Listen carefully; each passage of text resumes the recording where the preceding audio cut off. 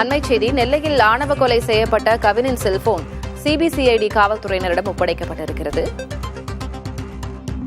நெல்லையில் ஆணவ கொலை செய்யப்பட்ட கவினின் செல்போன் அதன் தரவுகளுக்காக சிபிசிஐடி அதிகாரிகளிடம் ஒப்படைப்பு என்ற செய்தியை பார்க்கிறோம். கைப்பற்றப்பட்ட சிசிடிவி பதிவுகளும் சிபிசிஐடி அதிகாரிகளிடம் ஒப்படைக்கப்பட்டுள்ளது.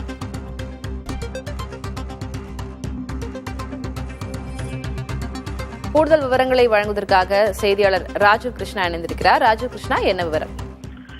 நெல்லையில் கடந்த ஞாயிற்றுக்கிழமை அன்று கவின் என்ற இளைஞர், பட்டதாரி இளைஞர் கொலை செய்யப்பட்டார். அந்த கொலையின் பின்னணியில் காதல் விவகாரம் மற்றும் ஆணவ கொலை இருப்பதாக போலீசார் கண்டறியதை தொடர்ந்து அந்த வழக்கு சிபிசிஐடிக்கு நேற்று மாற்றுவதாக தமிழக அரசு அறிவித்திருந்தது. அதனையடுத்து இன்று காலை பாளையங்கோட்டை ஏசி சுரேஷ் அவரிடமிருந்த ஆவணங்களை சிபிசிஐடி டிஎஸ்பி நவ்ராஜிடம் இன்று காலை ஒப்படைக்கதாக அறிவித்திருந்தது. அதன் அடிப்படையில் தற்போது அதற்கான ஆவணங்கள் காலையில் முதலாவதாக ஒப்படைக்கப்பட்டது.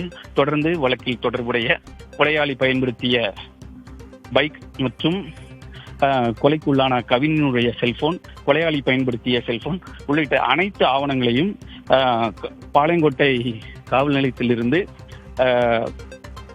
சிபிசிஐடி டிஎஸ்பியிடம் கொடுத்து ஒப்படைத்துள்ளனர்.